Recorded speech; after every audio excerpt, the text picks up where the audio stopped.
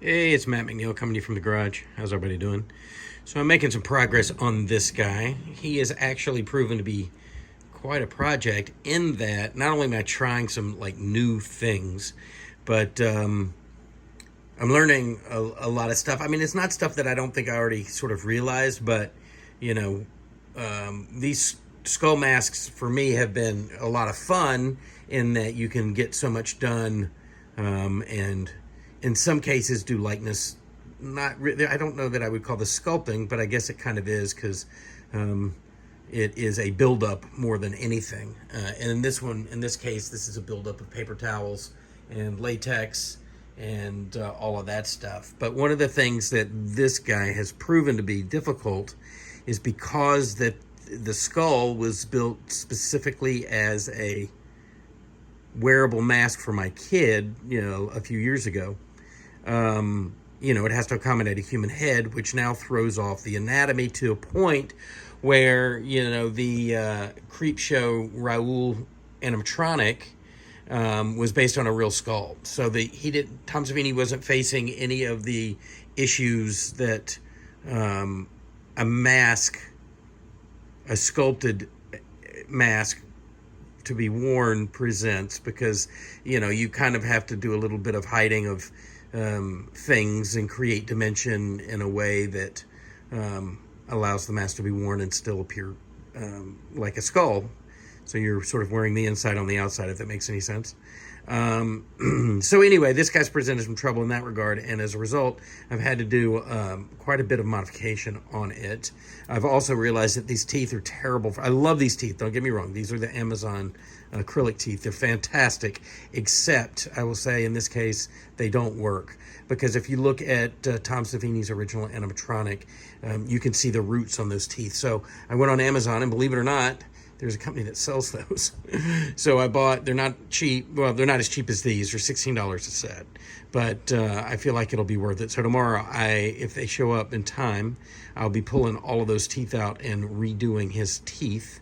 Not that I was done with the teeth here, but I don't feel like even modifying these teeth is going to get me where I want to go. So, that said, I will be installing new teeth tomorrow. And these eyes are super temp. These were, I think, Amy's or Evil Ed's. Let me look. They're Amy's from my Fright Night Amy sculpt from Four Seal. But I talked to Tim, and he's going to make me a set of yellow creeper eyes. I did earlier, even before I did the modification, I put a ham-fisted wig on this guy and a burlap sack just to sort of see what he would look like in a hood. And even if he doesn't end up specifically looking exactly like the Creepshow guy, he gives off a real cool vibe in that it kind of harkens back to all the Tales from the Crypt stuff, Vault of Horror, like those sort of horror hosts that were the 1960s and comic book guys. And the other thing too is what I like about this guy is everything that's going to be on my table at Mask Fest is going to be super gory and kind of disgusting, and this guy's smiling, so he's very happy. So hopefully when I get those teeth tomorrow, I'll put those in and start to feel a little better about the likeness. But even if I don't, I think painted up, this guy's going to be fantastic. Now, one of the things I'll do is, there's a lot of rough texture on him, so I'll probably get my wood burner out and maybe smooth a little bit of that stuff out. Not here specifically, but like if you look in the cheeks and stuff, there's a little bit of a bump, the crudeness to it. Not that some of that doesn't work in its favor, but I'm going to try to refine it a little bit. And I can't remember whether I talked about it earlier, but the way that I was able to get these wrinkles, so the way that these masks are built is I start with a skull, and then I just build them up with scraps of latex and pieces of other molds and stuff like that.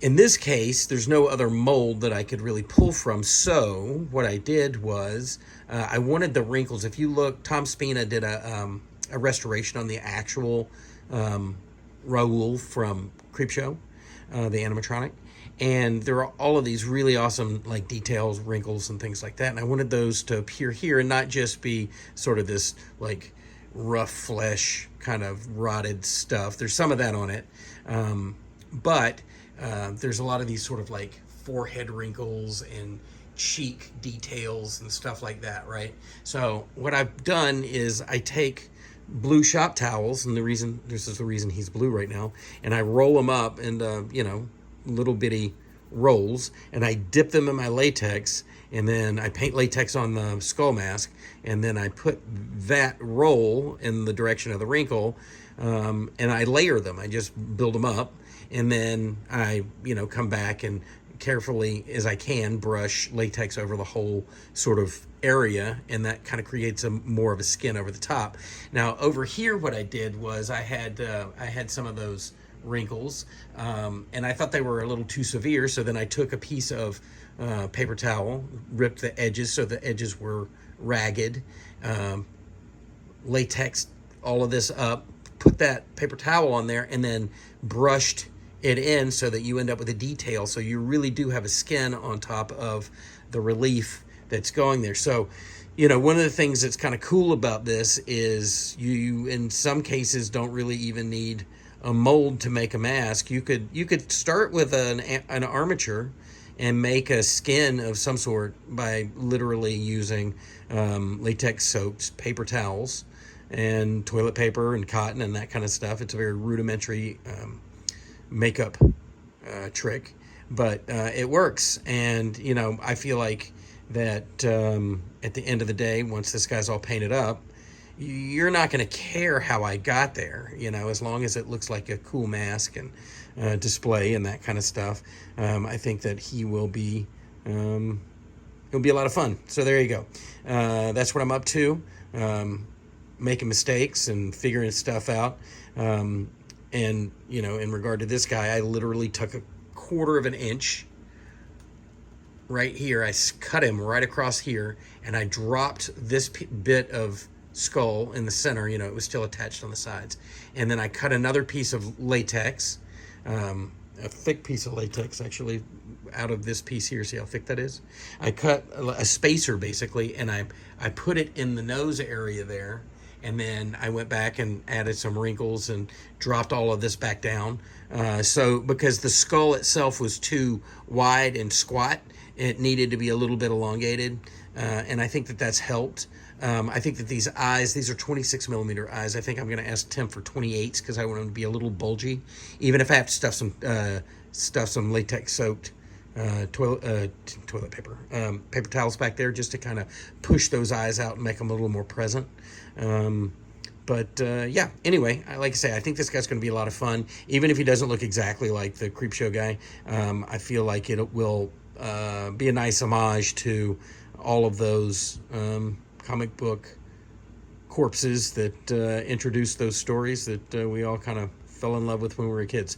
So there you go. That's what I'm working on. Hope everybody's having a good night. I think I'm going to go in the house and maybe have a beer. I hope you guys are having a good time. Talk to you soon.